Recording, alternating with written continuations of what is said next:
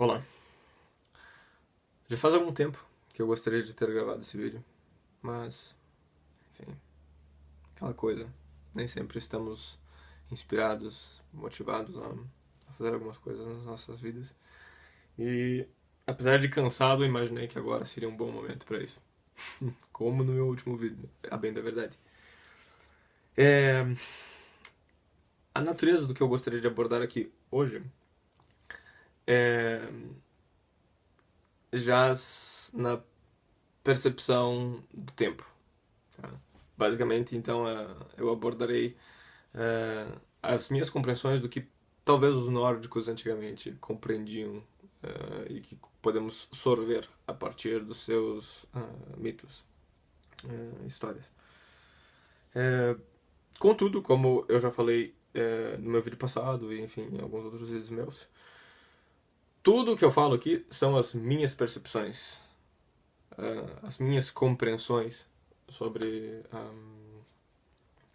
o significado dos mitos e tudo mais. Então, de forma alguma estou falando que eles entendiam assim, que entendiam assado, que essa é a verdade, até porque, na verdade, isso para mim vai totalmente contra a minha própria percepção da realidade. Né? Eu acho que a realidade é particular, o conceito realidade é particular de cada um. O que para mim existe não necessariamente existe da mesma forma para ti. Enfim, não vou entrar nesses detalhes agora. Então, voltando, o que eu vou abordar hoje? Tempo. Então, claro, eu vou falar sobre Gnungagap. Vou falar sobre todo esse processo até chegar onde? Ragnarok. A gente tem a banda norueguesa Vardruna, que fez a trilogia Runaljud, o poema das runas. Trazendo então três álbuns: Gapvar Gnunga, Yggdrasil, Ragnarok. Eu acho que isso acaba englobando exatamente aquilo que eu gostaria de trazer aqui. Então, vou seguir basicamente essa ideia. Tá? Então, também, claro, eu vou provavelmente falar um pouco sobre as runas e os deuses. Mas vamos lá.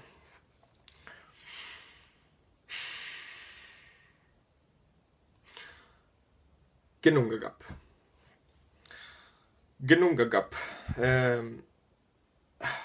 Antes de falar isso, acho que eu já falei isso no outro vídeo meu.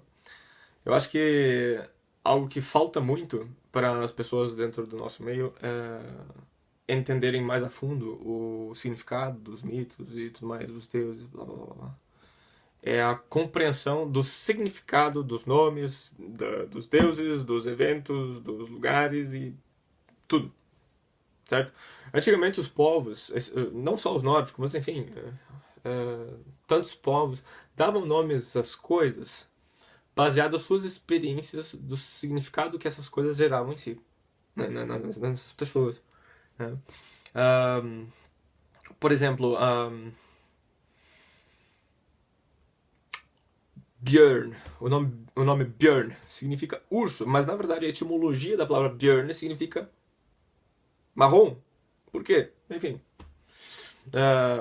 a maioria dos ursos que haviam pela região eram marrons. Tá? Então, somado ao fato de que vários povos tinham a crença de algumas das coisas não chamá-las pelo nome delas realmente, a fim de não atraí-las para si.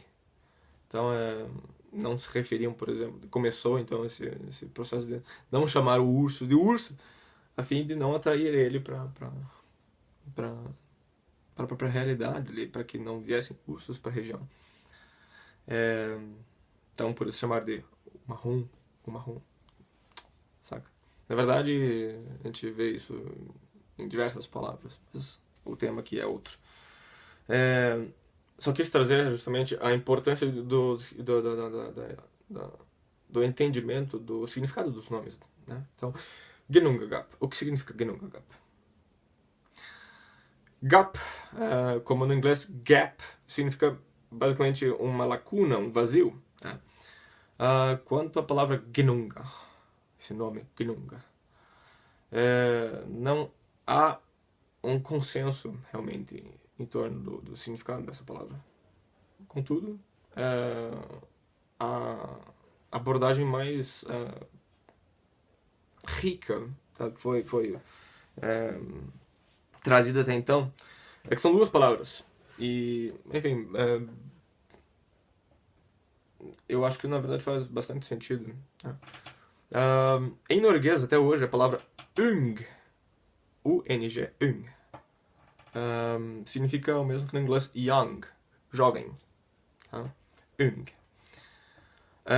Então, unga significaria basicamente, teria essa associação com seres vivos, basicamente.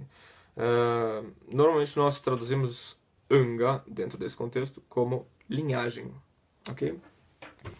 E gin, eu não me lembro exatamente a etimologia da palavra gin, mas quanto ao significado, se eu não me engano, tem a ver com algo como sagrado, tá? Então, gin unga seria basicamente as sagradas linhagens. Genunga. Gap, o vazio. A lacuna, o espaço. Possibilidade de ser preenchido com alguma coisa.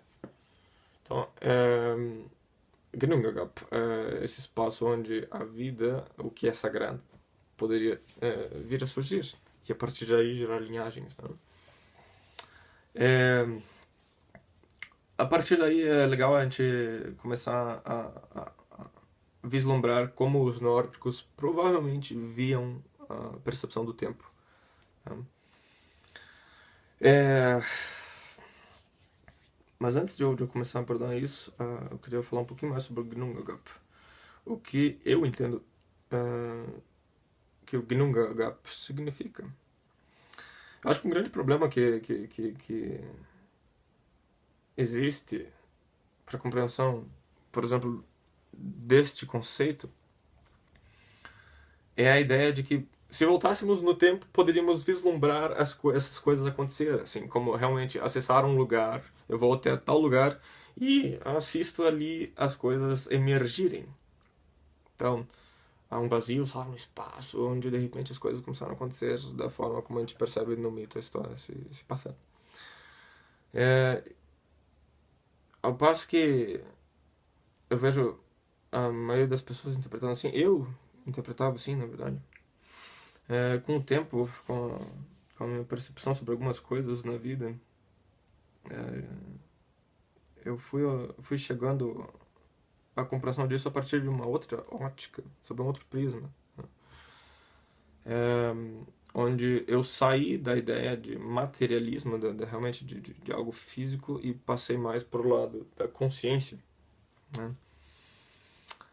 E o que nós percebemos é que, por exemplo, no Völuspá, no terceiro parágrafo diz: Orvaralda Tharimir Bigdi Varsander Nesvalaremir Jörðan Sægva Ne Uppimin Gapvarginungan Grasverki. É que não existia nada antigamente.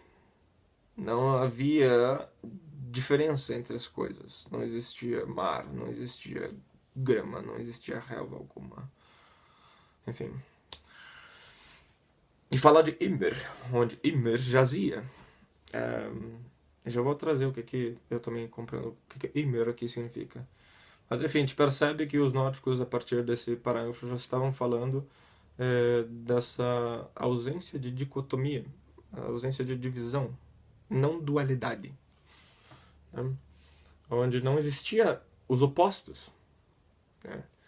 Então, para mim isso faz muito sentido num sentido de consciência. Eu posso trazer um exemplo bem prático para a nossa realidade em vida. Se eu te pergunto quando tu estavas dentro da barriga da tua mãe, tu te lembras de alguma coisa? Não. Até mesmo depois que tu nasces, enfim, nós não temos lembranças disso.